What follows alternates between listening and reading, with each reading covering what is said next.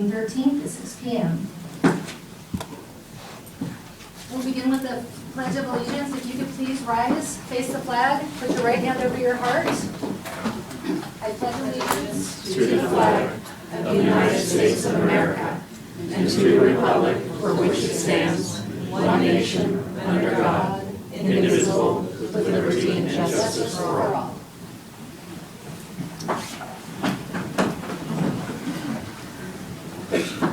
So we will begin tonight with special presentations. Agenda item number 1.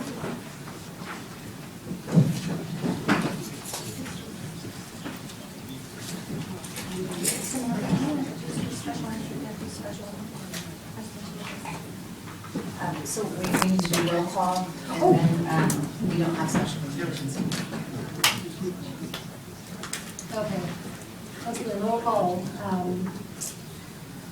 Susan Ambrose. Here. Please reflect that Jennifer Elliott is absent. Rob Firestein. Here. Harold Formaster. Here. Amelia Weinstein. Here. Joreen Campo Piano, please report she is absent. And Terry Russo, Chair, I am here. All right, and we have no special presentations? That's correct. Okay, so let's move into the approval of a couple of past meetings. First is the April 11th Beaches, Parks, and Recreation Commission meeting minutes. Does anybody have any amendments or? I have one amendment, please. This is on page 5, item 8A, subcommittee reports, postal items. Commissioner Ambrose stated that the council approved of Wyland's National Mayor's Challenge. What's missing is, and pointed out the challenge forms on Water Conversation Pledge were in the back. And then the rest would stay the same. Okay. Do we have a motion to? I think there's just a correction here on page 3, on item B. The first motion there lists out who was presented, it says Chair Weinstein. And so that should be Commissioner instead of Chair. Okay, Just to have it correct. strike that. Any others? Can I have a motion to approve? I move that we approve the minutes as amended. I'll I second. Go ahead. So Rob Firestein approves, or makes the motion, and Errol Formaster seconds. Okay, moving into oral communications, we just have, all in favor, aye? Aye. Aye. All right, passes unanimously.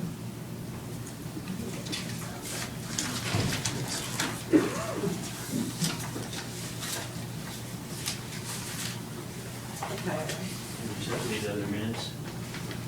All right, and the second, part B, minutes for April 24th, special meeting minutes. Any amendments? Can I have a motion? I move that we approve the minutes from April 24th. Okay, note that Rob Firestein made the motion and Amelia Weinstein seconds the motion. All in favor? Aye. Any opposed? Motion passes unanimously. All right, now we can move into section 3. We have one oral communication under section 3. That would be Susan Whitlock. And just before we start the clock on you, just a couple of ground rules. You have 3 minutes to present, and we'll address the commission. Okay. Hello, I'm Susie Whitelaw with Safe Harbor Beaches San Clemente. And first of all, I wanted to really thank all the commissioners for the work that you do. You are what makes San Clemente great. And second of all, I'm not really sure that this is the right place to ask this, but I would like to request more stakeholder input into the city's nature-based solution study.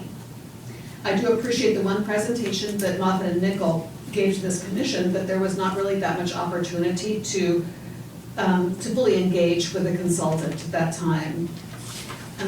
would it be possible to hold one or maybe several stakeholder workshops with the consultant? I was thinking maybe one for the northern beaches, one for central, and one for the southern beaches. Our organization and other civic associations could help advertise those workshops and make sure that the local community in each one of those areas really understands what's at stake with all the potential solutions that the consultant may come up with, may develop. One of my concerns is the nature of the final work product. It was my impression that the study was going to look at our entire coastline within the city limits and determine what kind of nature-based solutions would work for all the different segments of our coastline. In a meeting with a consultant a few weeks ago, I asked these questions, and they replied, oh, we're gonna say that anything is possible anywhere, and then design just one solution for one specific location. The statement that anything is possible anywhere is kind of right, but it's not really accurate, and it's not really that helpful. I think it does a disservice to our community.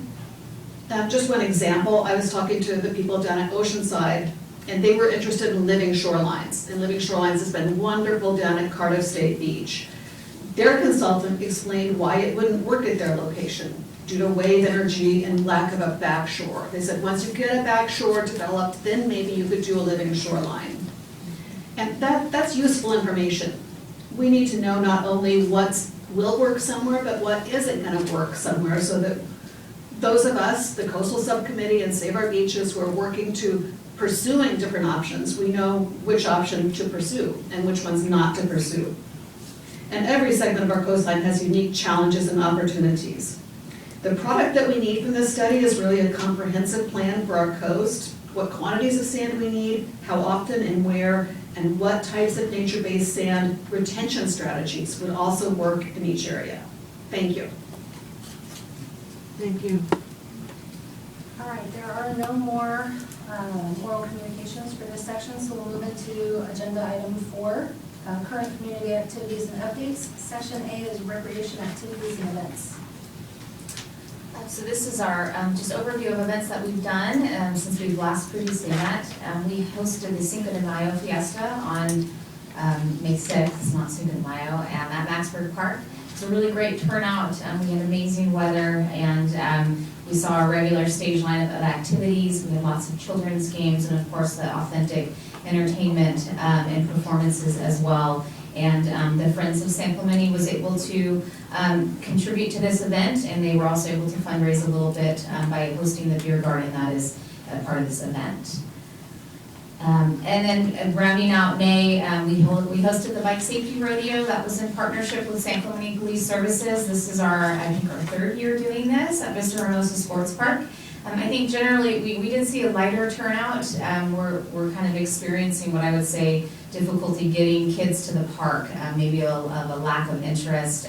So I will report to the commission that staff is working closely with our counterparts at San Clemente Police Services to retool that event and hopefully bring it more campus focused where the kids are at school, and also continue to raise awareness with the parents within our community as well. And then we hosted our annual Memorial Day observance event at the community center, and we saw several hundred people show up for this event, and we're graced with some really incredible presentations, including a keynote speaker who's a local San Clemente resident. He is Lieutenant Colonel Kim with the 1st CEB, delivering a really poignant message for Memorial Day. And upcoming, we got a full summer ahead of us. Just so the commission and the public's aware, we are doing our annual fireworks display on July 4th. That is at 9 p.m. I encourage the commission and members of the public to stay on the lookout for a press release. This is a really extensive operation as it comes to our traffic plan. The big event is fireworks, but there's a lot of activities from a safety perspective leading up to that day, including street closures and different operations that go on. July 6th is our kickoff of our summer concert series. We're featuring Yachty by Nature as our first band, followed by Kelly Boys Band. That's at Linda Lane. That's a country concert. Our first one's at the pier, and then we're doing Paging the 90s at the pier, and then 80s All-Stars, and then we've got Tunnel Vision in August as well. So that will round out our concert series. And that's going to keep us busy through the summer. If there's any questions, I'm happy to take them. Any questions for Samantha? Summer concerts were usually like 3, I believe, up until now, or was there 3 or 4? Yeah, we actually received additional funding to supply another concert from the Friends Foundation, which is really exciting. San Clemente historically for over 2 decades has done a concert series, and that number's fluctuated based on city funding availability. So the Friends have come in and sponsored an additional concert, which is exciting as well to see that lineup. All right, if there's no further questions, we can move into environmental services update, section B. I have nothing from utilities to report out this time. Okay, moving on to section 5, old business. Section A, consideration of improvements to upgrade the base of the pier and underpass area in partnership with Pure Pride Foundation. Okay, Back to you. Good evening, Commission. Samantha Wiley, Beaches Parks and Recreation Director. I am going to kick this over to Eileen with Pure Pride, but I'll give a little brief overview. The Commission saw kind of a teaser of this item at our last meeting. This is an effort to revitalize the Pure Underpass, as you see here on the screen. It's a really exciting project that Pure Pride has committed to supporting the city on from a funding standpoint. So this evening, I've brought Eileen here, and she's, Pure Pride has been working with RSM here in town. They're a local design firm, and they've come up with a concept design based on feedback from the board of directors and different community stakeholders. And we are here tonight to get feedback from the commission and the public if they have any thoughts on how this can be retooled. I think the ultimate goal is to make this a better sightline. This is a really congested area. It's multimodal. You see trolleys, you see cyclists, baby strollers, dogs, surfers, vehicles. You see a lot of different use within this area.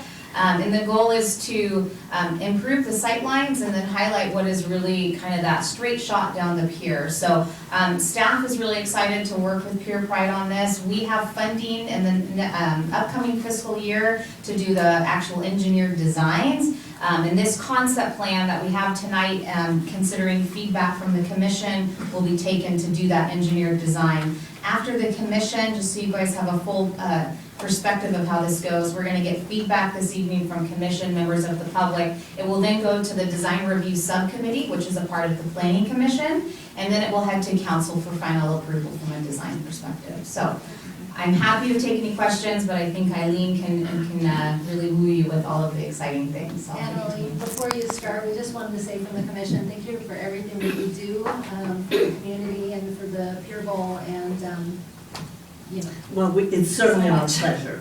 We really, really enjoy working with the city. We appreciate our partnership, and we're really looking forward to this project. And Samantha took all the words out of my mouth. I'm not sure there's much more for me to say. I'll run through the presentation, and then I'll take questions, if that works for you. As Samantha indicated, we are here to talk about the entrance, the Avenida Victoria entrance to the pier. Let's go to the next slide, please. Our goal is to provide needed improvements for better, safer access. Like Samantha said, we have over 2 million visitors a year. They come by bicycle, they come on foot, they come by car, train, trolley, surfboards, skateboards, baby strollers, dog leashes. We see it all down there. What we'd like to do is to solve some of the problems and make it easier and better to access the pier. I think we all would agree if we take a look at the underpass. It was a particularly wet year. More days than not, it was flooded. We're also starting to find that people are taking shelter. It's not a very inviting place for people to pass under to get to the pier, if you can even find it among all of the landscaping that's in front of it. Our suggestion would be that we would take a look at the drainage. We will look at lighting. We'd like to maybe put security cameras up, and of course, public art. The other thing we wanted to look at, another reason, is that area with all the visitors has become a pinch point. If you go down there, and I was there this morning, there's not a lot of room for all of that activity that's going on. And the third thing is, as Samantha indicated, we'd like to have a clear line of sight from Avenida Victoria all the way down to the end of the pier. If we could go to the next slide. The picture in the upper right was given to us by Don Kindred. That is a photo of the pier, the entrance at Avenida Victoria back in the 1930s.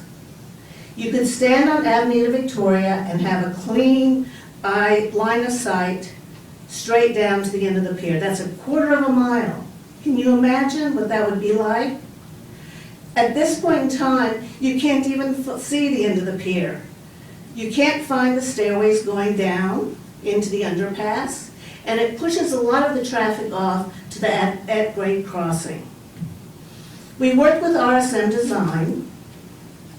We worked with Suzanne Redmond Schwartz. They have been our guiding light and our inspiration for all of the improvements that we have done on the pier. When we went to Suzanne, we approached her with this project. She quickly reminded us that how one arrives at the pier is just as important and memorable as the pier itself. So let's think about that. Our Avenida Victoria entrance, that is the entrance to our pier. How we arrive at the pier is just as important and memorable as the pier itself. Considering we have over 2 million visitors a year, why not take a look at it from their point of view? Why not take a look at it from all the pedestrians that come and go? If we take a look at the landscaping, some of the paving, the signage, the lighting, the drainage, if we take a look at all of this from their point of view, I think it will improve the overall experience and make it a safer access point for the pier. Let's go to the next slide. So this is what we're suggesting, and as Samantha said, it's purely conceptual at this point.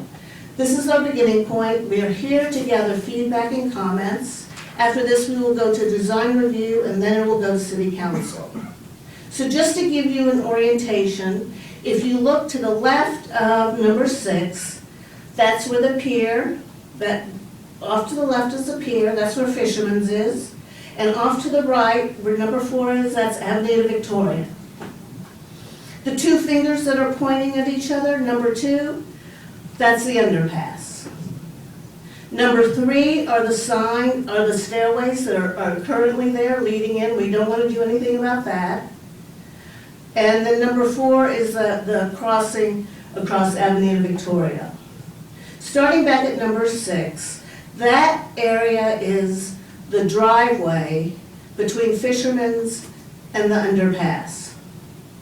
What we're suggesting for that would be some concrete stamping, where we would extend the planking from the pier into the underpass.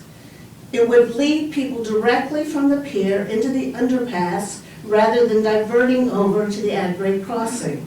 It's sort of like a follow the yellow brick road. It would lead you straight into the underpass. Number 2 is where we talked a little bit earlier about drainage, lighting, security cameras, and public art. As I said, number 3 are the existing staircases, and number 1 is what we're here to talk about tonight, and that's what we're fondly referring to as Pier Plaza. If you take a look at that, and if you go down there, you will find in that area, directly in front of the stairways leading down into the underpass, is a pit of landscaping. If we remove that and extend it backwards, we can get over 3 times the space, the surface area, in that area. We can create a flat surface area that would enable all of our visitors and our pedestrians. It would relieve a lot of the tension and the pinch point that exists there right now. Number 5 are the palm grove that exists currently. We are not suggesting that that would be removed. We would like to suggest that perhaps the landscaping that is there would be removed and only leave the palm grove remaining. Number 7, up at the top, is an extension of Parque Del Mar, and in talking to the city, they suggested that might be a nice area for e-bike parking. So I've said a lot, let's go to the next slide. Let's take a look at some of these renderings. This is what it would look like as it's being conceived. So you can see there's a wide open space here that leads down into the stairways that descend down into the underpass. The next slide. I think Samantha explained this pretty well. We've already been granted phase 1, design and engineering. It's in the budget. There's $150,000. Pure Pride is pledging $20,000. I'm sorry, 20%, which would be $30,000. RSM, again, it's 100% pro bono. They do not charge us for any of the work that they've done.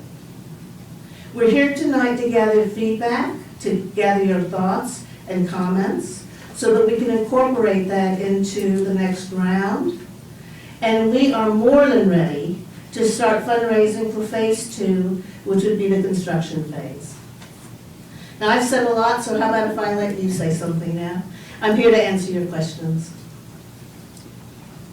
Let's go first. I'll go. Go ahead, Lillian. I think this is wonderful. My big concern is making sure you keep the palms. I like the palms with the pier. The rest of it, great. Seeing more local art, even better. So I totally support this, and I look forward to dinner in October. Thank you so much. You're a great supporter. We appreciate that. The palm grove is not going anywhere. That's definitely staying there. Any other comments or questions? Could we go back to the drawing? Of course. That shows the, I'm sure, yes. Back one more, maybe? There we Yes. go. So my question is, opening that up where that planter is a fantastic idea. That kills everything right now. You stand there where you get left off on the trolley and it's just all a mess, really. So opening that up, I think will really help. My question is, and maybe have they looked at the possibility of, the steps down are also very narrow, going down the 2 sides. Maybe opening those wider up into this bowl area to make it more of a opening access down, instead of it all being one level and then just having this as the downspout, but make the whole area a plaza that's going down to the opening. It would, you'd be able to get more people down there, and more people might be enticed to go down there than having to go around these 2 narrower sections to go down the stairs. Well, if I didn't know better, I would think that you were sitting in on some of our early discussions. Because actually that did come up. And that was something we discussed. And of course, we can discuss it again, and we will incorporate those thoughts into the process. In the initial conversations we had with the city, it was requested that we not touch those stairways and that we leave it as is. But that is certainly something that we will consider, and I will bring that up again. And then the other thought was just the actual going down the 2, the underpass. That, I assume from your studies, that really can be messed with, the actual piece, the pieces and the width of them going down and underneath the railway. I think that fundraising would be way beyond my time. Yeah. But being I able to think solve we some drainage thing, the problem down there of when you have that all open, would be great to try to figure something out that will solve that better than what we currently have. Well, and we certainly are going to look at the drainage, and the city has already got some ideas, I think. But again, we will keep that in mind, and we will bring that up, and I will make sure that that thought is not lost. And then one last thing, and that was having to do with the art and everything that you have there. I think, the whole pier and the history of the pier and the look of the pier, any kind of historical kinds of pieces that you have along there, I think would also make it really enticing and interesting to people as they kind of see the history of the pier, what it used to look like and everything as you then proceed down there to the underpass. Those are my thoughts. That is a wonderful idea. Thank you so much, and we will certainly keep that in mind. I have some questions for you. Of course. I'm thinking about what you mentioned about adding planking under the underpass. I'm sorry. That would come as more of the pier coming towards the street, correct? Well, let me just clarify. What we're talking about is we're not going to remove anything, and we're not going to add anything. The idea would be concrete stamping to make it resemble planking. Okay. So it would look like as it is an extension of the pier. It would be the same driveway that you're looking at, but they have techniques that they can make it resemble more like the wooden planking on the pier. Okay, well, because I was all ready to say that if we're having trouble with water right now, on wooden planks that go further under the tunnel, I've seen it at Riviera, it's just destroyed that whole tunnel. It's funky and slippery, etc. But the next thing I wanted to mention, and you mentioned those stairs that are going on the sides, number 3s. Yes, There's some beautiful tile work in there. Are you keeping that? of course. Okay. No art will be lost, we will only add to what's already there. Okay, wonderful. Good job. I'd Thank like to you. hear more of this and more ideas as you come back, or I know this is coming up soon for decision makings, but I think you've heard some pretty good ones from my colleagues here already. I appreciate that, thank you. Any other thoughts or Yeah, comments? can I just clarify, following up on what Susan had? The planking, the stamped concrete planking that we're talking about would come off the pier and then cross over where everybody goes right in the middle, right by Fisherman's there, but it wouldn't extend down under the underpass, is that correct? Yes, that's correct. I'm sorry if I misunderstood. Okay, thank you. Okay, that's all. Any more questions from you guys? Okay, I just have one question, because two of them got answered already. Will there be any items that are incorporated, looking at the frontal view of the plan, it looks like it could inadvertently become a really great skate feature. Is there gonna be anything, kind of attached to those curvy walls and whatnot that would dissuade skating or? And that has come up also, of course, there will be. That will be incorporated in there. That's all the questions I have. Is that it? I'm getting off easy, folks. We'll bring you back. Okay, I look forward to that. Thank you, we very much appreciate your support, and as I said, I'm always available for any of your questions, and we look forward to returning again and giving you an update soon. Thank you. Thank you. Thank you. All right, moving into agenda item number 6, new business. Section A, request to rename Vista Hermosa Sports Park. And I imagine that everybody out there is here for this one. All right, so back to you, Samantha. Good evening, Commission. Samantha Wiley, Beaches Parks and Recreation Director. Before you tonight is a consideration to rename the Vista Hermosa Sports Park in honor of fallen Los Angeles County firefighter Jonathan Flagler. The contents of the staff report, I think, really cover the nexus of this conversation and where it started and why we're here today. City Council did direct the Beaches Parks and Recreation Commission to review this matter. The family of Mr. Flagler approached City Council and requested that this be considered, so that's why we're here today. I think in this conversation, it's really important to understand the city's history on park naming as it comes to policies and procedures, and also give background on the parks that are named. As the staff report states, we have 26 park sites in San Clemente. That's a lot of parks, and they all have different names, and there's a history behind each of their names. I do have a brief presentation that I want to go through this evening to complement the staff report.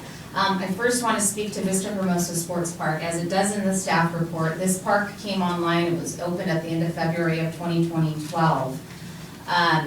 And this park, leading up to that, there was a lot of conversation of what it should be named. And in the staff report, there's an attachment that is a guiding document for procedure of naming a new park site.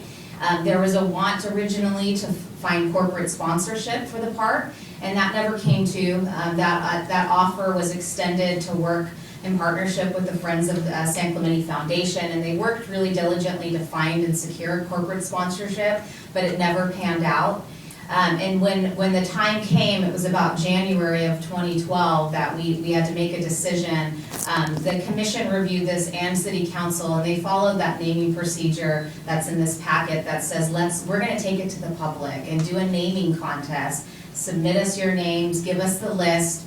And that's where Vista Hermosa Sports Park came from. It's very typical, again, as the staff report states, and that procedure is, when naming a park, you want to consider several things. It's not an inclusive list, but one of that is geographical location. We know that people identify parks based on their location or by the playground. So A number of our parks that are identified, Red Barn Park is actually Tierra Grande Park, but our kids know that as Red Barn Park. Pirates Park is Forster Ranch Park. So we know that there's certain elements that the public tends to lean towards when they identify a park. There were a number of considerations, 150 names were submitted through this process, and the city council ultimately landed with Vista Hermosa Sports Park because of the location along Vista Hermosa. At the time when this park opened, what is now the western side of Vista Hermosa was not developed and it was not open.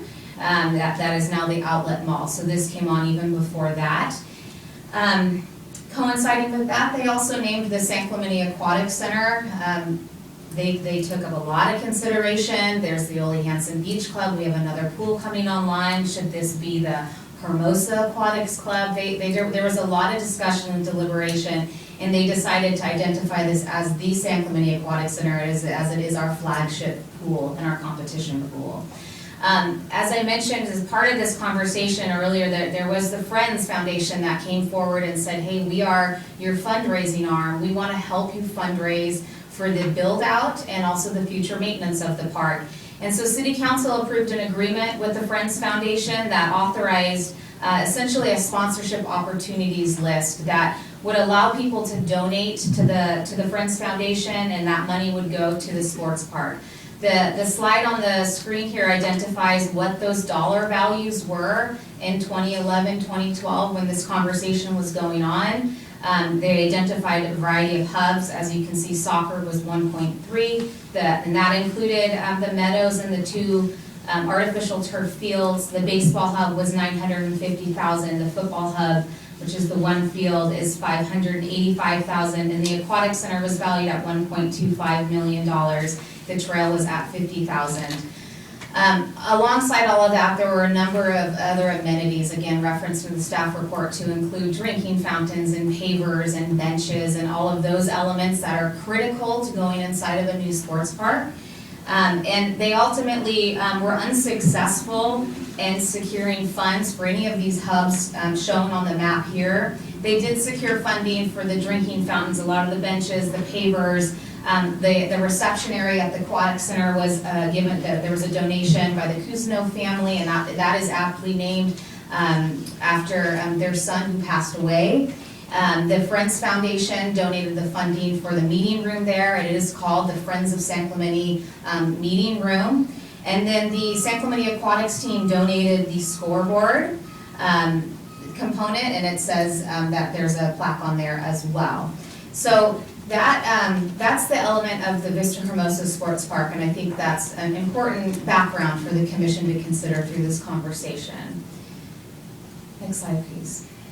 Alongside that, I also want to highlight, as it says in the staff report, the existing parks that have what I'll call name designations, or kind of a namesake park, if you will.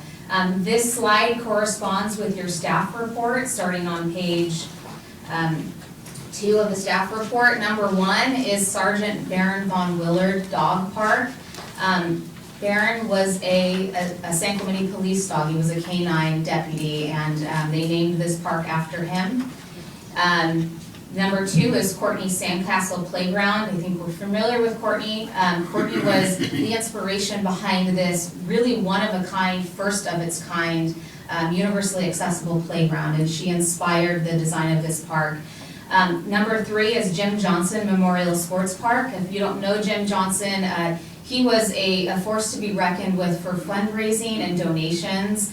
He was very instrumental in the development of the San Clemente outlets and Marblehead area as well. But in his time in San Clemente, he contributed a lot of funds and philanthropic efforts to San Clemente High School, San Clemente's youth, including a significant contribution to Courtney's Sandcastle Playground as well.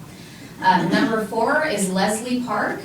Leslie Park is a very small, what I would even call a pocket park. And if you drive by, you will miss it, I can guarantee that. But it was donated to the city by its namesake, Dr. Leslie. So that is why it's named Leslie Park. Number 5 is Maxburg Plaza Park. Maxburg was the city's clerk for many years. And when he retired, they decided to name this park after him. It was originally, for all of its history, called Plaza Park. So in changing the name, they just added Maxburg. So it is now Maxburg Plaza Park. Number 6 is the Ralph's Skate Court. This is unique. This is actually a corporate sponsorship that is Ralph's Grocery. In 2000, Ralph's committed $100,000 to the development of this skate park. And this was, that funding level really helped the city get over the line and to ensure the development of the court. Number 7 is Richard T. Steed Memorial Park. This is our 4 baseball field complex off La Plata. And it is named after Richard T. Steed, who was an officer for San Clemente Police Services and was killed in the line of duty on El Camino Real in San Clemente. And the city, when this was a new park, when it came up for discussion, the city council had no hesitancy to honor Officer Steed by naming the park after him and his efforts. And there was a want originally in one of the master plan designs to really create a plaza that would honor a number of different first responders, police officers, firefighters. That never came to fruition, but that was a conversation as a component of the development of this park. And then number 8 is Arlie Waterman Field, which is at Vista Bahia. And this is a single baseball field way over down on Bahia, down back by the golf course. And Arlie Waterman was a Parks and Recreation Director for the city for 2 decades, and he was instrumental in the development of not only this park, but a number of the parks that came online for the city through those decades. He was also a founding member of the San Clemente Little League organization, which is one of our strongest sports partnerships even to this day. So that's the background on those 8 parks. Smiley, you can go to the next slide. I want to give a little bit more robust insight onto some other avenues that have come up and have been approved as it comes to recognizing people. The city has, since about 1994, managed a Wall of Recognition program. This Wall of Recognition is at the community center. It is a council-adopted policy, and it was actually a derivative of a conversation about naming a park after somebody. And that is where they landed with the Wall of Recognition, that the commission and the council felt at the time it will, over time in history, will become difficult to name parks after people who pass away, but they wanted to honor individuals who made significant contributions to the community, and they felt that this was a really great way to make that happen. The Wall of Recognition has a number of people on it, and at this point it is a committee. The committee is formed of existing members of the Wall of Recognition. We take public submissions every year. It's managed through BPR, and the names are received, and this committee of former recognees can sit down and they consider all of the submissions, and then they make a recommendation to the city council. Next slide, please. We also have the Sports Wall of Fame. This is something that the Friends of San Clemente Foundation manages. They add a new or 1 or 2 new athletes to the Sports Wall of Fame every year. And this is, again, another effort to recognize our incredible local athletes of all different shapes and sizes and sports. And they do this annually. It's a public process, and the Friends add a new tile to the wall every year. Next slide, please. We also have Park Semper Fi. As you're aware, this is just above the Pure Bowl. This is a really unique, special park to many folks in town and all over the nation. Really, it's a unique spot that honors our military fallen heroes, our veterans. And this park is managed by the Heritage of San Clemente Foundation as it comes to the plaques that are placed in that space. They accept donations and allow pretty much anybody who has had some level of military service to place a plaque in their family member's honor. And they, as you can see, they have a very robust plaque display, and that is managed by the Heritage of San Clemente Foundation. And next slide.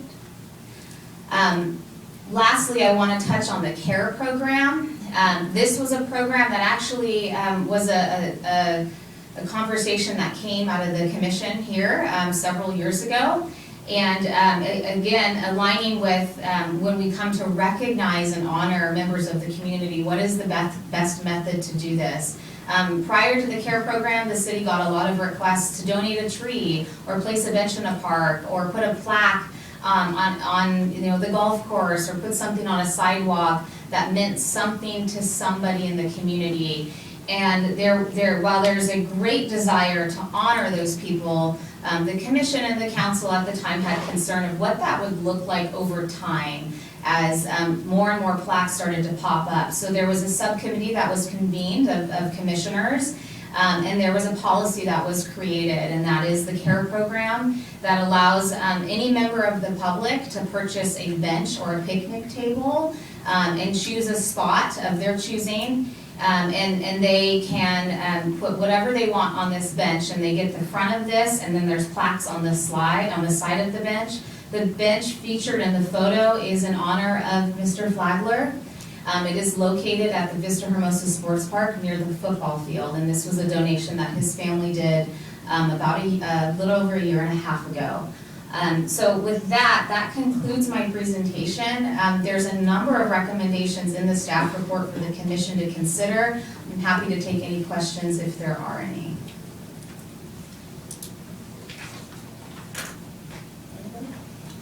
Samantha, the CARE program, you said that's decided by a committee or? No, the CARE program is managed by the Beaches, Parks and Recreation Department. So we go off of the policy that was adopted. It's an application. And as long as the location that the family wants is available, we are more than happy to pour a concrete pad and put a bench in there. It's $5,000 for the bench, and that covers what is essentially a 10-year lifespan of maintenance and ongoing costs associated with that bench. Okay, so let me ask something else. Have you thought through what we would do immediately if we decided to change the name of the park? What would need to change at the park and maybe how much that would cost? So, yes, obviously the biggest thing is the monument signs at the front of the park. And then there's a number of different marketing materials and website updates that would need to be updated. The estimated cost is between $15,000 to $20,000. Good, thank you. Any other questions? All right, so at this time, I will invite public comment for section 6A. And the first one I received was Eric Etlin. Thank you, Commission. Good evening. I would like to start by thanking our first responders for being here tonight. I'd also like to thank our San Clemente and Talega community members, San Clemente City Council, Beaches, Parks, and Recreation Commission, and last but certainly not least, our Mayor, Chris Duncan. My name is Eric Etlin, a 13-year resident of Talega, born and raised in this community, and a lifelong friend of the Johnson and Flagler family. About a year after John's passing, his father-in-law, Dwight, called me up and said, "Eric, I've got an idea. What do you say we try to rename the Vista Hermosa Sports Park in honor of John?" I said, "That sounds fantastic. Do you have any idea how to get that done?" Dwight says, "Nope, but I'm sure we'll figure it out." At that moment, I was filled with fear, doubt, and anxiety, not knowing how or where we would start the process and move forward. It felt like a daunting task, but we knew it was fitting and needed to be done. It was then that I realized that what I was feeling was only a small sliver of what Jenny, the boys, Dwight, Cindy, and the rest of the family must have felt that morning when they realized that their husband, father, son, and friend would not be coming home.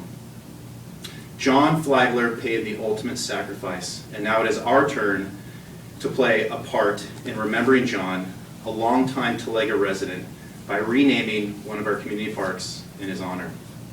This park will serve as a living testament to John's selfless nature and his unwavering commitment to our town. It will be a place where his legacy will inspire future generations to embrace the values he embodied. Values such as bravery, compassion, and a deep sense of community. And for more color around John's love for our community, I'd like to hand it over to Brian Hogan, a Talega resident and a dear friend of John's. Thank you, Commissioner.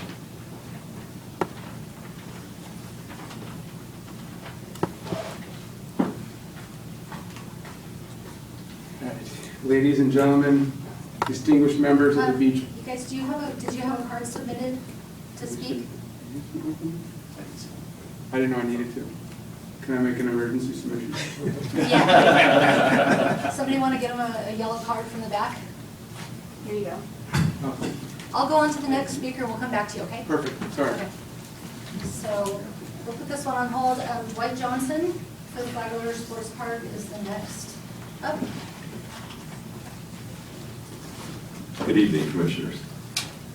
I just want to thank the Commissioners for hearing me out, hearing my family out. We went through a devastating loss. I had a speech all written up, but I'm just going to wing it. I guess I'm not too good at reading speeches. I might bite out. Let's put it that way. Anyway, I hope that wasn't a political ploy there.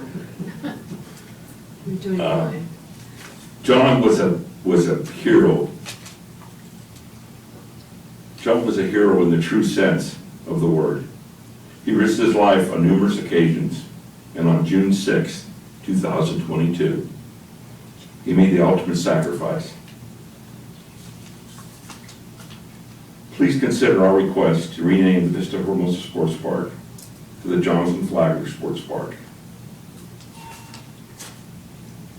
Renaming the sports park has become my way of not only honoring my son-in-law in a positive way in the community he loved at the park. He spent endless hours with his grandsons, but also just a reminder to the first responders to know his story, to hopefully inspire awareness, training, and even conversation. Because if that can result in one family having a different outcome than what we have experienced, then somehow, some way, we can make this tragedy more tolerable. My daughter's not here tonight. It's her birthday today, and she had made plans before this meeting. And the boys are in the Grand Canyon, and they're trying to make new memories and get on with life. But they really love this community, and the community outpouring for our family has just been tremendous. The flowers, the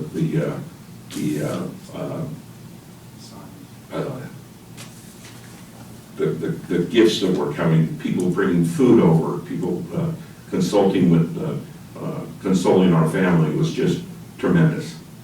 I've never, in my 74 years, have seen a community outpour like your community did. And I really appreciate that. So thank you very much.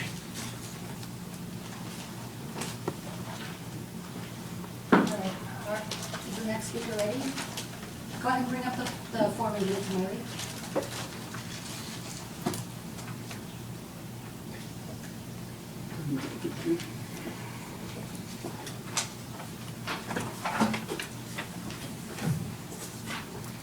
Okay, Brian Hogan. All right, It's again, yours. ladies and gentlemen, distinguished members of the Beach Parks and Recreation Commission and fellow St. Clemente residents, my name is Brian Hogan, and I've had the privilege of calling St. Clemente home for the last 20 years. All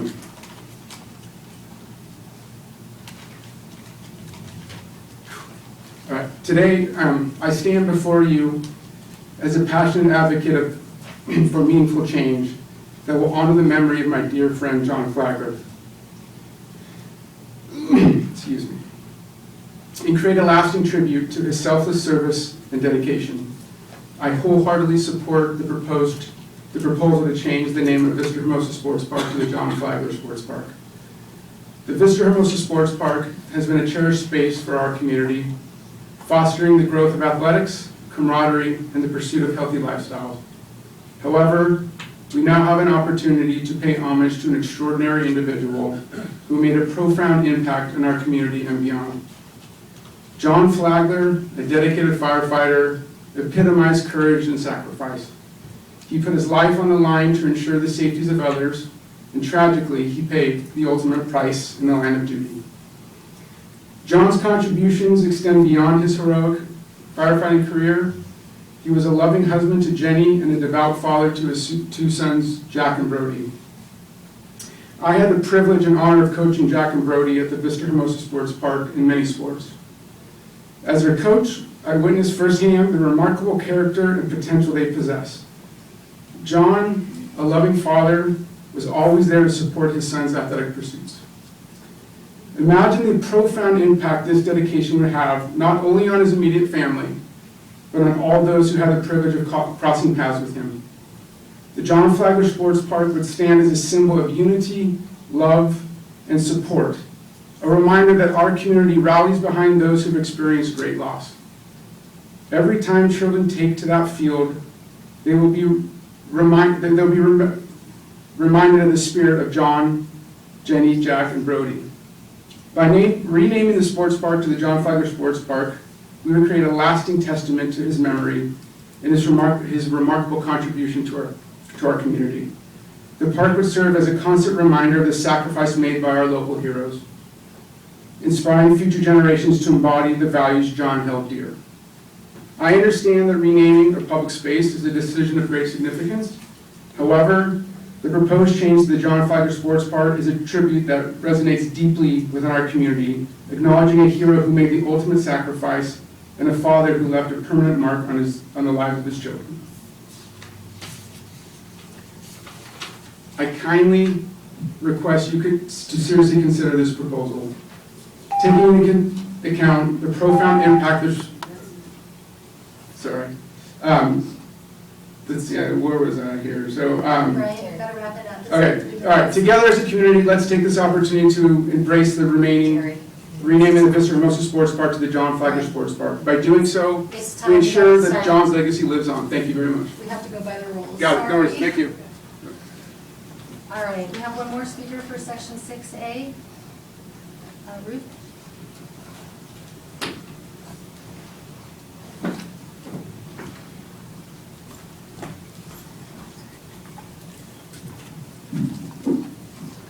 I am aware that speakers are not allowed to address the audience. Having said that, please allow me to express my condolences to the family and the friends of Jonathan Flagler. It is my understanding this agenda item is a directive from council that you consider all options for a renaming of Vista Hermosa Sports Park. In reading the staff agenda report, it appears that the city has not adopted, quote, policy and procedures, end quote, for the naming of parks. It addresses a procedure established by this commission in February of 1987, which has been used for naming new parks, not renaming existing parks. In November 2010, residents were made aware that the city was seeking a name for a new park, now known as Vista Hermosa Sports Park.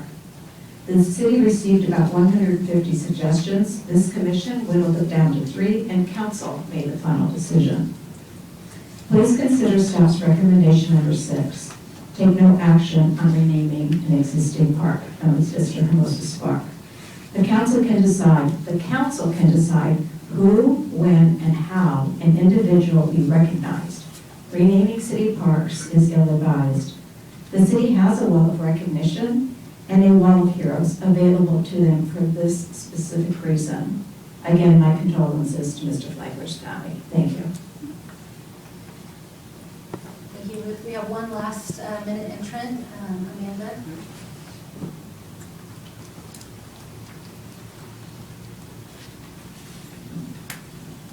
Hello, council,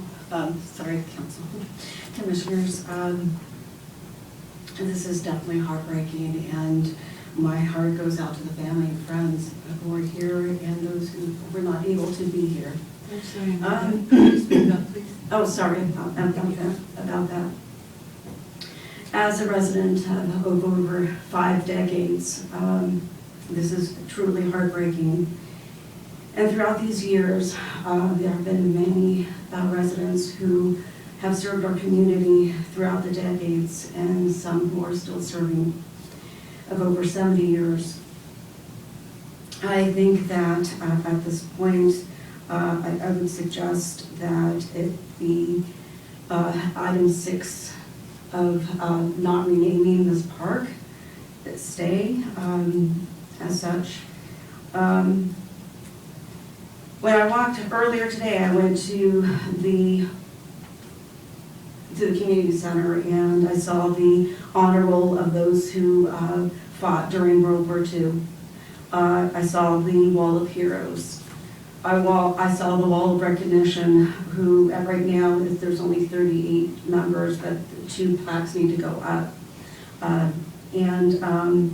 It was dedicated to those who through their certain selfless efforts have made the city of San Clemente, our community, a better place to live, work, and play. These individuals have contributed greatly to the San Clemente, their community. And I just feel at this moment, I think that there's so many people that have served our community for decades, and we need to consider those people as well. I think at this point, just to just keep it as it is at the Vista Hermosa Sports Park. Thank you very much. All right, so that is the end of public comments. We can open it to commissioner discussion. Does anybody want to start? Thoughts, ideas? We do have quite a few recommendations from staff. Why don't you go over those recommendations? Yeah, let me just recap the recommendations real quick. So our options are: 1, rename Vista Hermosa Sports Park in memory of fallen Los Angeles County firefighter John Flagler. Number 2, name a field or other amenity at a park in memory of the fallen Los Angeles County firefighter John Flagler. Number 3, consider naming an alternate park site in memory of fallen Los Angeles County firefighter John Flagler. Number 4, direct the sponsorship and donations subcommittee to further pursue the sponsorships and naming rights and opportunities available at Vista Hermosa Sports Park in collaboration with the Friends of San Clemente Beaches, Parks, and Rec Foundation. Number 5, consider naming a Heroes Park or a First Responders Park to honor fallen members of the San Clemente community, including Los Angeles County firefighter John Flagler. Number 6, take no action on renaming Vista Hermosa Sports Park. Does anybody have any alternative ideas in mind? Or do you want to just focus on these 6? Well, I think we should just focus on these 6 for right now. I too give my sympathy to the Flagler family. I lost a daughter to a drunk driver, so I know how the pain just continues and continues. And I see that you want your husband, your father, your grandson, or your son-in-law to be recognized in this way because he was such a fan of playing baseball or any kind of sport at Vista Hermosa. And I'd like to tell you, just when we moved to San Clemente 40-some years ago, my husband was the same way. He coached every team that my son played on, that our son played on, until he was in high school, even basketball, even tournaments and all of those things. He did the same with our daughter, who was 2 years younger than my son. And he was the coach, and the coach. However, he had many other friends that were coaches as well. And I was in the tribe of women that were coming behind with the brownies and the water and the Band-Aids and everything else. And you become part of the family. The family is the communities of San Clemente. And I think if you just sit there for 2 seconds or 2 minutes even and think about an example that you've had with a friend or a neighbor who you admire because of their desire to be with their children, or their desire to be in a park teaching other children along with their own new skill sets that they will profit from and enjoy in their life, right? You're thinking about this because it's so important to all of us and each of us. And I think in this situation, here's a man who served as a fireman, and I wonder, and please don't take this the wrong way, is that job as a first responder, is that job more important than somebody who works at a hospital or a teacher that's helping a student that's really got an attitude or a heavy depression problem? We all have our skill sets in the careers that we choose. And I know this is sensitive because you've lost somebody that you love. But what you bring back in his name is just as important to the community. There's many ways that this man can be honored. I happen to think that putting his name on Mr. Hermosa Park would not be what he wanted, because he was one of the group. He would want all the people that he knew, all the coaches that he knew, who contributed to his son's success and learning and failures, which help you even more to learn. I think he would want all of those people on that plaque. And so I feel that Mr. Hermosa was named because it was inclusive of the recommendations of the community of San Clemente. It's easy to find. It's on a street that you can find. And if the city right now is looking to set up more tournaments in all of our parks, that is the way to draw them, when people know the street name and can affiliate it with the name of the park.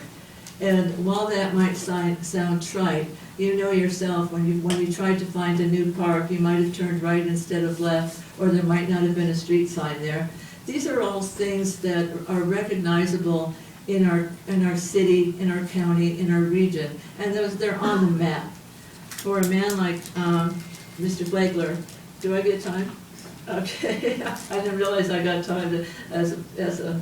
I don't know where that ding came from. That wasn't me. I don't think my time is up, but I am suggesting to you that I would support leaving the naming as it is, and go to the city council and ask yourselves as a group, and the firemen in the fire stations, what could you do as firemen to honor the fact that this was a fireman? What kind of rewards or reinforcement or something of that nature could be given to another fallen firefighter? Something that you could all relate to, that's indigenous of the career that he had, as well as being a great community member. That is my 2 cents here, but I've thought about this greatly, and I sincerely feel the heartbeats of what you're feeling. It's difficult, but you will get through this, because you will remember the good times. Thank you. Anybody want to go next? Let me first say to the family and friends how sorry I am personally for what you're going through. I know that the last year and a half has been horrible, and it's been really a family tragedy as well as a community tragedy. So I really feel for what you have experienced for the last year and a half. At the same time, our job is to consider what's best for the city of San Clemente. My concern here is that we could be responding to a group that brought this one idea forward, when there may be other very good ideas, very worthwhile people that we also should recognize in the same manner, and without giving everybody the opportunity to kind of come forward and say, I think I have a good idea for renaming the sports park.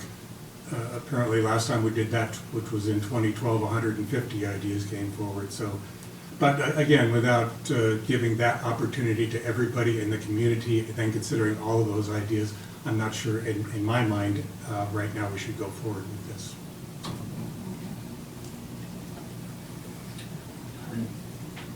Well, I also want to give my sincere condolences to the family and what they've been through. And at the same time, I want to also pay great respect to our first responders and those that have given the ultimate sacrifice in being a first responder. The dedication and the tireless effort every single day of what they go through to help and protect from all aspects, all the various aspects of first responders that help our community. So it is a very hard topic, and how you take and pay respect to these people that have done these things for us, and at the same time look at, from a city's perspective, you know, the parks and what opportunities or what changes might happen down the road to us. Vista Hermosa Park happens to be the largest park we have, and I think that the city, there's so many, there could be opportunities down the road of other things, of sponsorships and namings that might really benefit the city. And I think picking that park, all of them, would be a very hard thing to get the city council even to agree to. And when they got to look at the long-term ramifications of that to the city. But my ideas are possibly something like the ball fields at Hermosa Park. You know, and being able just to name those ball fields Flagler Fields, something like that. That's a part of that, but it's not the entire whole park that the city council, I think, will have an issue with. And maybe doing something like that then, and also being sure that if we do something like that we make it that it's besides to your loved one, it's also to you know, the firefighters and first responders. So we need to be sure that we do some kind of dedication, that it's you know, that's the focus. It might be his name, but it's really you know, a bigger picture, a bigger audience that we would like to take and dedicate that to. So I think maybe trying to do something like that to the baseball fields here and make it Flagler Fields, but also being sure it's recognized as something to the firefighters of our great, you know, country, or however they might word it or whatever might be an appropriate way. So just a thought of an idea of something that's still meaningful, that we make a statement, but at the same time we aren't doing something that I think the city council and the city long-term would really not actually even go for, you know, instead of going down that path. That's my thought. Okay. I'd like to chime in. I remember when we lost John Flagler. I was driving home from work and I remember seeing every other tree tied with red ribbons and the signs. Evidently, I live close to you guys because I saw that for the coming months. The next morning going to work, I remember people lining the streets between Talega and on Hermosa and waving and flags and everything. And I thought to myself, wow, this man was really beloved. So reviewing all the information that we have right now, I looked at the different parks that do have names assigned to them and the reasons behind why they were named what they were named. And something comes to kind of the surface with all of these, and that is outstanding and long-term contribution to the city. The closest park I thought about that kind of might correspond with this situation was Steed Park. But Steed was killed in the line of duty in direct service to San Clemente. So I thinking about that, and then hearing the staff report talking about how Steed Park was commissioned and there was supposed to be a memorial, and hearing that there is not really a first responders type memorial, then maybe we could look at doing something that honors all of the fallen first responders that have been part of San Clemente. That would be my thought on that. So unless anybody has any other comments, I think we can start inviting motions if anybody wants to do that. Well, I would like to make a motion as we've all expressed ourselves and for the reasons why. I think that there's been some good ideas up here that we could move forward to the city council as potential recommendations. However, I am going to make a motion that we take no action on renaming the Vista Hermosa Sports Park at this time. I think that there's a lot going on in that park, and there still is room for sponsors for that park, etc. And we are a city that has to function as a city. We have operation things that we have to use and do as well. But perhaps the the award that, excuse me, I just want to explain why I'm making that motion. Those who suggested a memorial at perhaps Deed Park or another park, that might be doable for those who were first responders, and that would include firefighter Flagler. So I am still sticking with the direct motion of taking no action on renaming Vista Hermosa Sports Park. It doesn't mean you still can't do something else, or take something else to the city council, but that is my motion. May I have a second? No second? Is there another I'm not clear what your substitute? motion was, Susan. Can you play My that? motion is to take no action on renaming the Vista Hermosa Sports Park to the city council. Option 6. I'd like to make an amended motion, Friendly amendment? friendly amendment, yes. We don't have a second on it. What's that? We don't have a second. We don't have a second on that one. I'd like to make it an alternate Okay. then. I would like to combine a couple of these options.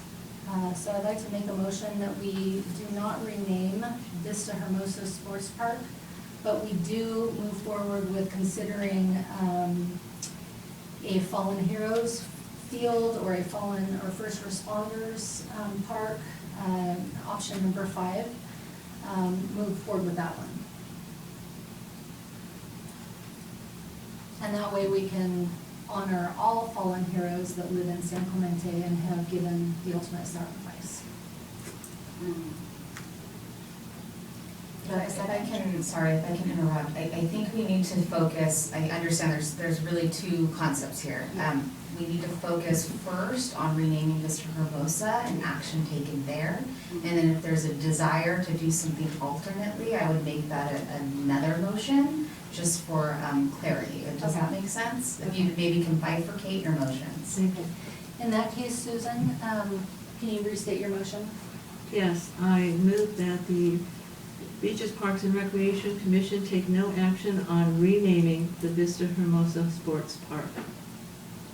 I'll second the motion. Thank you. So taking a vote, all in favor of taking no action, please raise your hand and say aye. Aye. Aye. Aye. I recuse myself.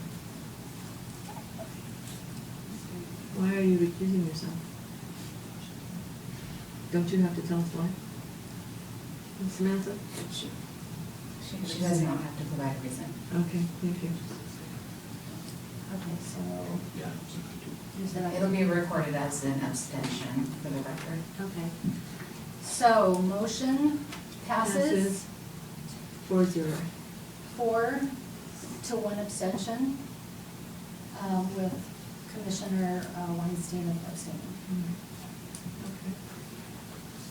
Thank you. So can we move forward to, can I mention, okay. Yes. So I would like to make another motion to consider naming a Heroes Park or a Fallen Heroes Park, but to explore the options of either a memorial for first responders, fallen first responders and heroes, either in Hermosa Park or maybe Steed Park. Those specifics, can be up to the future commission. So just to clarify the motion, I'd like to make motion to consider a memorial for all fallen first responders in one of the parks in San Clemente. I'll second that. TBA. Okay, so Susan seconds. All in favor of this motion? And just to clarify, that's a recommendation that would go to council, Yes. and council would make that determination. Yes, to explore. Okay. All in favor of exploring this option? Aye. Aye. Aye. Aye.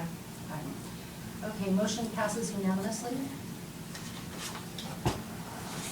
All right, so we can now move into item 7, communications for section A, beaches, parks, and recreation. Director report. Good evening, Commission. I have just a couple of updates. I'll start with the site-specific master plan updates. I don't have much reportable action. I do want to state that the council has adopted and approved the Steed Park master plan as it has been presented. And we will be out of that same action, the council's directed staff to expedite the temporary construction of courts for pickleball at Steed Park. Staff, including myself and the Public Works Director, are working on this project and are seeing to it that it is done within a 5-month time period. Council gave direction to staff that it is not, if it's not completed by that time frame, the pickleball courts at San Gregorio will be shut down. So we're working on that. As it relates to Steed Park in general and the update to that plan, we're now in what I would call the phase of understanding funding options for the entire development of the park. And when there's an update available to the commission and council, we will certainly provide that, but I don't have any more action to speak to that. And then the other 4 master plan site updates have been put on pause essentially so we can understand Steed Park and the funding there and how we can best execute that until we are able to take on those 4 additional park sites. The other items I have to update, I know there was an ask to give an update on the railroad connection through San Clemente. I did hear from our Public Works Director that the freight lines are running, but the passenger trains are not. He does not have an update either. He's been unable to secure that. But certainly as soon as we are made aware of it, there will be press and social media that will be distributed. And then the last item, I wanted to just update that we are in full summer mode. Summer camps kicked off and we're in full swing. We're second weekend. Our summer camps have had a tremendous success this summer. Many of them are waitlisted and sold out, and we're seeing a really great response for our turnout. And then our junior lifeguard program is also up and running, also sold out. So we're really excited for this summer ahead. And on top of all that, we have the Aquatic Center open almost all day. Well, it is all day, 5:30 a.m. to 8 p.m., which is another huge win. So that midday closure has been lifted and folks are able to swim all day long. That is coupled with the beach club actually being open more hours as well.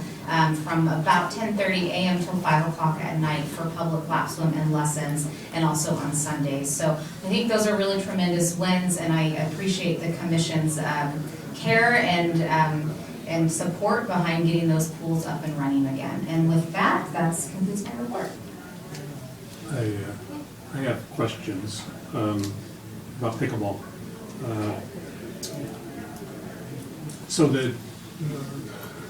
there's temporary courts at Steed, and is there any activity regarding permanent courts at Steed? Is there anything going on for planning or anything there? Yeah, so that's part of the site plan.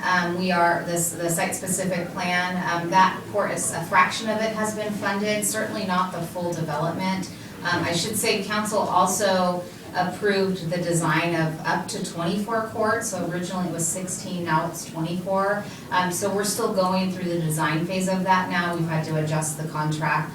So there's not really an update though on the permanent courts at this time because we're kind of pivoting with new direction. So even the temporary ones though, I was just wondering, when was the last time we actually built something from the ground up in the city park? Some kind of amenity?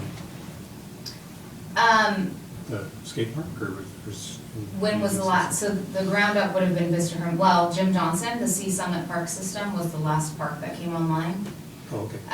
The pickleball courts, as I shared with the council, the temporary ones, it's kind of a pre-designed setup, so it's intended to be an expedited process to construction. Does that actually get poured on site though? Yes, it's a concrete pad. Okay, thank you. And I just had questions also with that. Is that plan is to put those where the existing parking lot is now? It's adjacent to the skate park. Adjacent to the skate park? Yeah, there's an empty lot, in that yes. corner there, okay. Yes. And did they actually approve funding in this fiscal year for that? This is part of the site-specific plan pickleball funding, so it's a component of that. So that's moving forward now. trying to figure that out so you can get that implemented in this Yes. time frame. Okay, thank Quick you. question, so you said those pads are gonna be poured next, adjacent to the skate park. Are they anywhere close to where you can just kind of build on the rest of it in the future? Or will those be kind of shut down once the permanent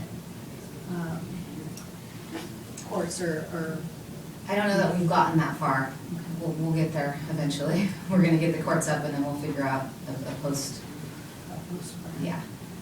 Just a thought, it might save us some money to, you know, be able to design it to where you have those temporary Yeah. courts in place to where you can just build onto them instead of undoing them. All right, that's the only question I have. Anybody else? All right, so, moving into section 8, items from the commission. Subsection A, subcommittee reports. We'll start with number 1, coastal items from Ambrose and Weinstein. If you don't mind, Commissioner Weinstein, I'll go first. Of course. Thank you. I have just a couple bills that I wanted to update you on that the city council approved. One is California Assembly Bill 882. And this is a bill that authorized the State Coastal Conservancy to provide advance payments of grant funding to awardees and recipients to use for coastal erosion or wildlife resiliency projects. And this is a wonderful bill because everybody knows when you start a project, you can't pay for it all up front. So this is a great way to parcel it out so they can do segment by segment by segment, which is how our city plans and most companies plan as well. So the city council did approve this and sent a letter to the author, which is, I believe it is Lori Davies who authored this bill. The second one is another Davies bill. And by the way, if you'd like a copy of these bills, let me know and I'll send them to Miley, and she's agreed to send my things to you if you're interested in that. And then the other one is Assembly Bill 966. And again, this is a bill, hold on just a second, there's a lot of sticky pages here. Assembly Bill 966 requires the Division of Boating and Waterways, DBW, in cooperation with the State Coastal Conservancy, to submit a report to the legislature on shoreline erosion control and public beach restoration programs by January 1st, 2025. The report would also include identification of beaches within the state that contain a critically eroded shoreline. And there's quite a few in California right now. The requirements of this bill can help San Clemente obtain important information in relation to our efforts to restore our beaches. So again, this was a go with City Council, and a letter was written to the author. I have some other things that I will dig up for our next, and it's not dig up, it's really, they're kind of in session. Some of these bills are still in committee, like both of these are on the Senate side right now, waiting for a committee assignment, but they made it through the Assembly. So those are good things. But I'll have a little bit of more meaty, additional coastal pieces of legislation next time we meet.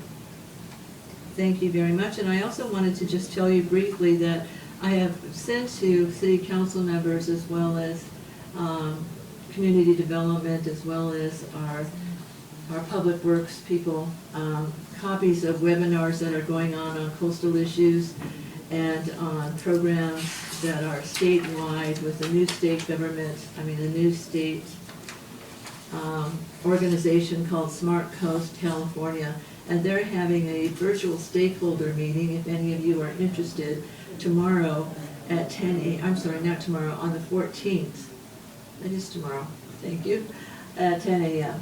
If you want a copy of this, again, I can forward this to Miley and she can email it to you. So that is it for coastal right now, and I'm sorry that Jermaine can't be here. She is on vacation in another country. Yeah. So we miss her input, but we thank her for joining us the time that she was with us. Thank you for the update, that's really good news, actually. Yeah, thank you. Did you have anything? No, Susan was efficient. I just need the phone call in the back of the room to go outside, if that's possible.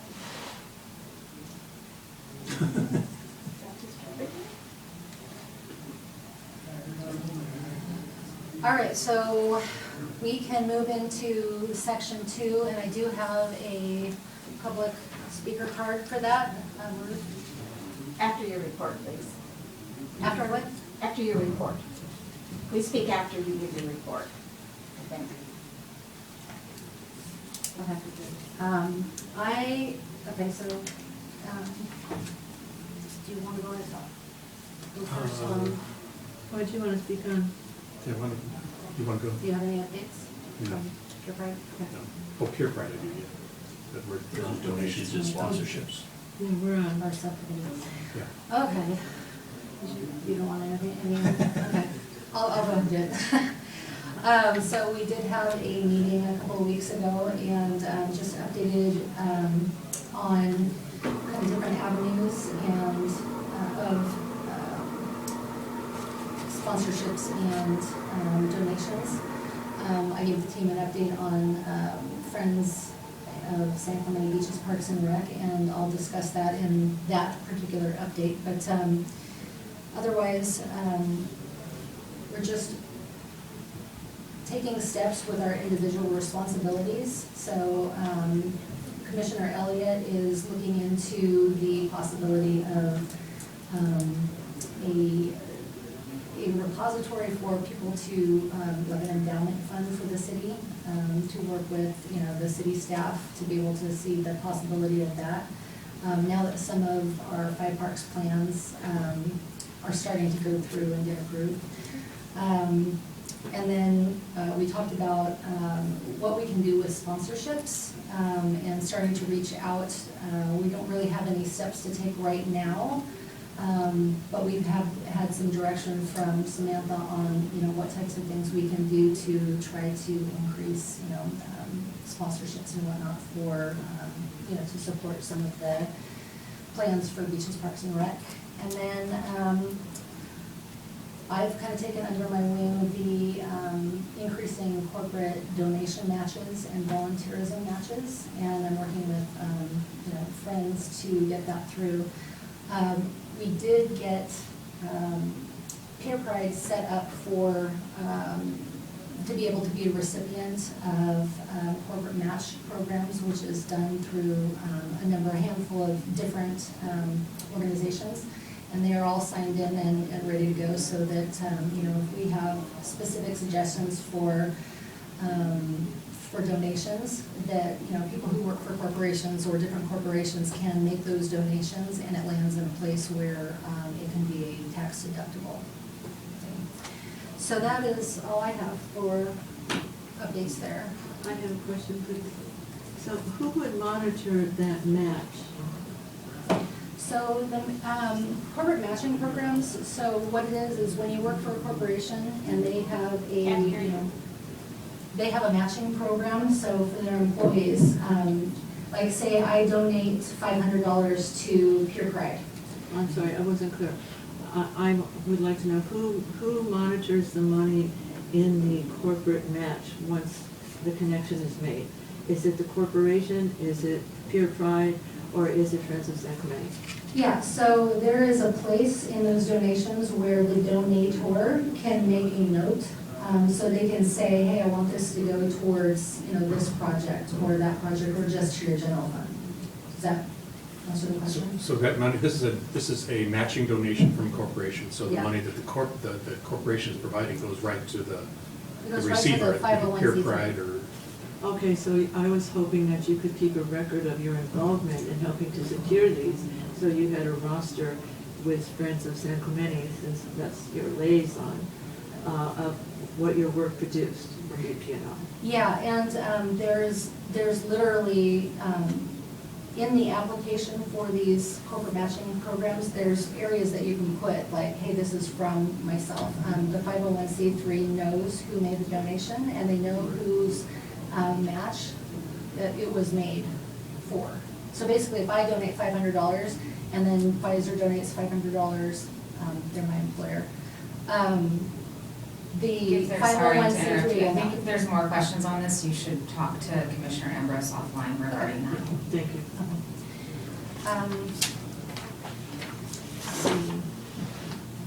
That's it for Friday. Okay. Thank you for those that are serving on the donations and sponsorship subcommittee. I'm just curious, what amount of funds have we actually received so far, and what were they used for? I think you can answer during this, but maybe not. It's not oral communications. I don't think so. Okay, that's fine. And then if you could just, if you could include that in your comments following my comments, and then also, are there any commitments going forward that you've been able to receive, and what those funds are slated for? Thank you.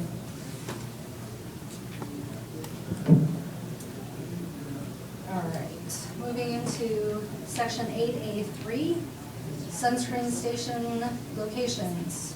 I'm going to defer to you, Moses. I'm the only one here. Yeah. So, yes. After the last meeting, we had approved to move this towards city council, but that we needed to give our recommendations of what locations we would like to have them at.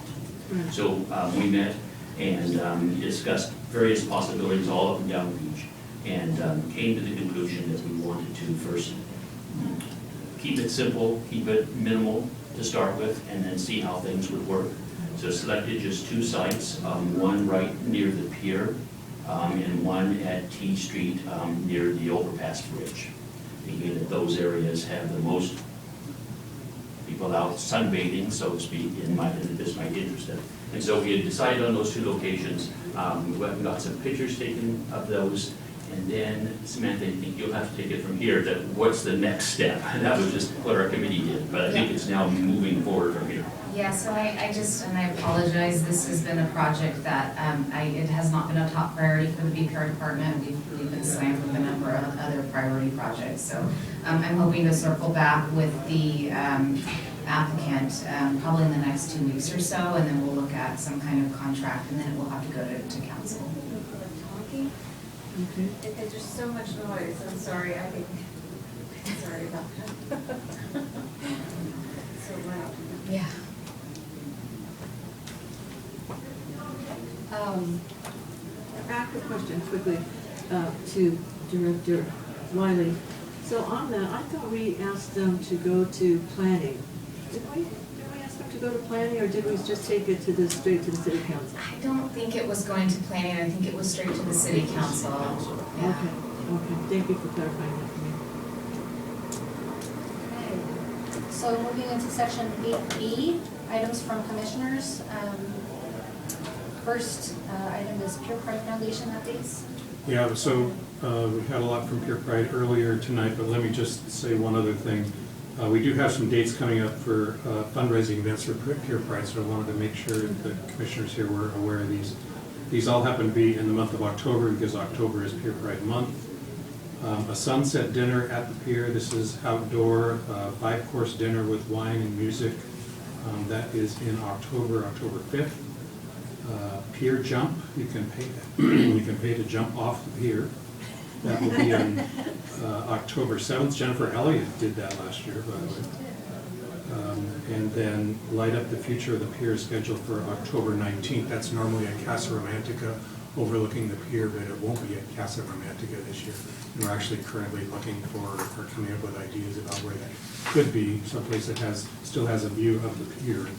But that's not real easy to find, so. Yes, okay. Maybe a bunch of boats, people who have boats could take out people and make it a double fundraiser. Just That's an all. idea. Thank you. All right, so just a quick update from Friends of San Clemente Beaches, Parks and Rec Foundation. Samantha already mentioned that there was an approval for funds to supply an extra day of summer concert fun, and so we're proud of that. In between now and the last meeting, we also set up a Facebook page for the foundation, and that is to increase communications from the foundation to the community, and to really just increase the awareness of the community to what Friends of San Clemente does, and how they support beaches, parks, and rec. So that is online, and we've gotten permissions to expand and invite others, you know, once we have some final touches on that, to send to like different local sites, to invite people to join and follow the page. And lastly, like what was done with Pure Pride, Friends is now up and running and an approved 501c3 for 2 corporate match programs. All right. So let's move into section 8B3, proposed agenda items for next time. I have a couple things. What are we laughing at?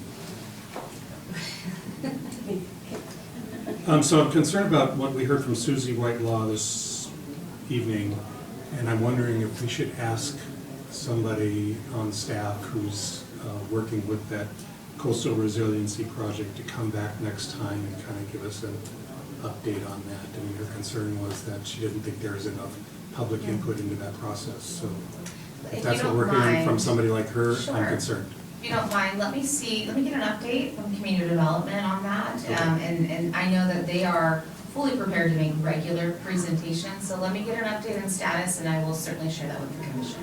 And if it's appropriate, I will bring it back at the next meeting. Okay.